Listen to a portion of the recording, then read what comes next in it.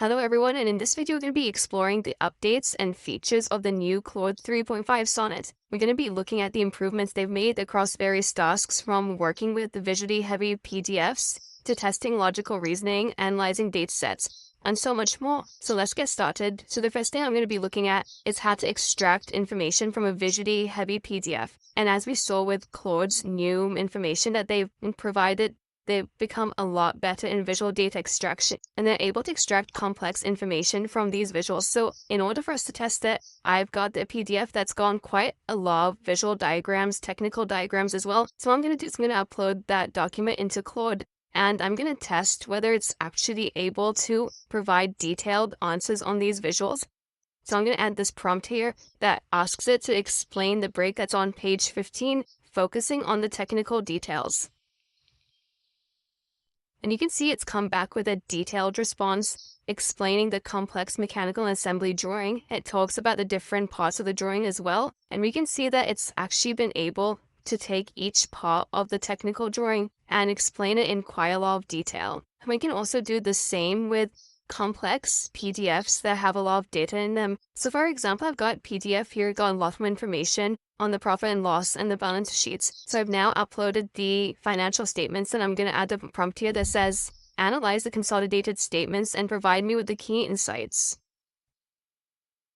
And what you'll see is that it comes back with detailed insights and findings from these statements. And you can see it's given me the overview on financial performance, the financial position, the risk management, the strategic developments, overall its capacity to synthesize and integrate information from very large PDFs has improved dramatically. So this PDF, for example, is about 114 pages. And I remember the large documents would not have been possible to upload with the previous Claude 3.5 Sonnet. So now this is definitely a vast improvement in what it can do. So the next thing I'm going to be looking at is how well the new Claude 3.5 Sonnet performs with logical reasoning. If we look at the benchmarks, we can see that the new Claude 3.5 Sonnet is now a lot better at graduate level reasoning, increasing from 59.4% to 65%. So let's see how well it does with certain problems. So in an interesting paper by Williams and Huckle, they talk about easy problems that LLMs get wrong, such as visual spatial reasoning, contextual understanding, mathematical reasoning,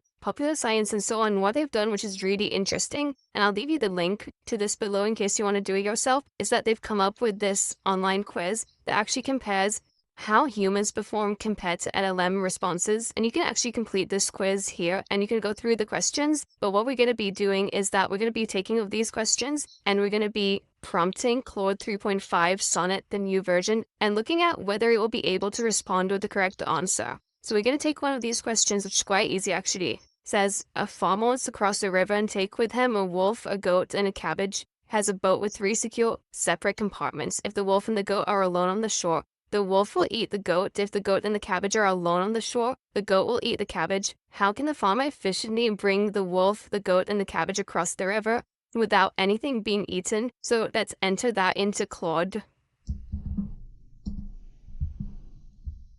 What you'll see, and this is what they've said in the benchmark, is that what it does first is identifies the constraints from the message. So it analyzes the steps, and you can start to see the reasoning that it takes in order to solve these problems. The farmer needs to transport a wolf or goat and cabbage across the river. He has a boat with 3 secure separate compartments. If left alone together, the wolf will eat the goat. If left alone together, the goat will eat the cabbage. So it's broken down the problem in its components. This is actually an interesting variation of the classic river crossing puzzle, but with a key difference: the boat has 3 compartments. Rather than the usual single passenger limitation, it's now reflected on a previous example that it knows.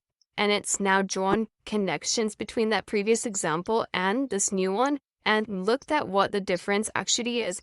And then it says, given these constraints, the solution becomes quite straightforward. The farmer can simply place all 3 items, the wolf, goat, and cabbage, in the separate secure compartments of the boat and cross the river in a single trip. So they are in secure separate compartments. The wolf cannot eat the goat cannot eat the cabbage. Everything arrives safely on the other shore in one efficient trip. And then it tells us that this is actually much simpler than the classic version of the puzzle because the 3 compartments eliminate the need for multiple trips and the risk of leaving incompatible pairs together at either shore. So you can see, okay, it's a simple problem, but initially what the problem we had with LLMs is that they might get confused with the additional information and they would not be able to come to the correct conclusion. So as we can see with Claude, what you get is, and we're starting to see this with ChatGPT's O1 model as well, but the step-by-step reasoning there is very strong. So the next thing I'm going to be looking at is data analysis. And if you notice here that on the new model, it says new analysis tool uploads CSVs for Claude to analyze quantitative data with high accuracy and create interactive data visualizations that you can try out. So this is actually what we're going to be doing for this next use case. And previously, we weren't able to upload these large CSV files. So what I'm going to do is I'm going to go to Kaggle, which is a great site for downloading datasets. And I'm going to download this Google Play Store app dataset. I'm just going to show you the file quickly, which is quite an extensive dataset that has over 1,000 rows of information. So what I'm going to do is I'm going to go back to Claude. I'm going to attach my dataset into Claude.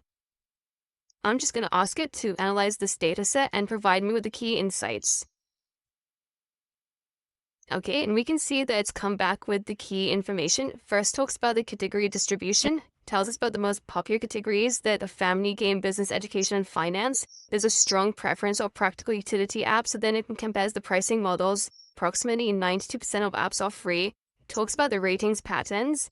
It talks about the size trends, the content ratings, Android version. And then if we look at the side panel here, we can see that it's come back with the graphs that display these insights into a very visually appealing manner. So we've got here the top category is distribution. We've got the rating distribution as well, showed really nice. You've got the pricing distribution. It even suggests what we can follow up with. So for example, let's say, can you dive deeper into the app categories? So let's enter that. Okay, and you can see that now it's come back with a detailed breakdown of trends and patterns by category as well. It's talking about communication, social apps, finance and banking apps, entertainment and streaming. And again, we've got these amazing interactive bar charts that we can use. So as we've seen, the data analysis part of Claude is very extensive, and it's even better now in not only extracting the information, but analyzing that information intelligently and showing you the different patterns and the trends. So for the next use case, we're going to be exploring one of Claude's really good features, which we already know from the previous model, that it can create really intelligent animations. And I'm going to see if there's any improvement on this. I'm just going to add here a prompt that says, create a scientific animation of the blood vessel showing the blood flow.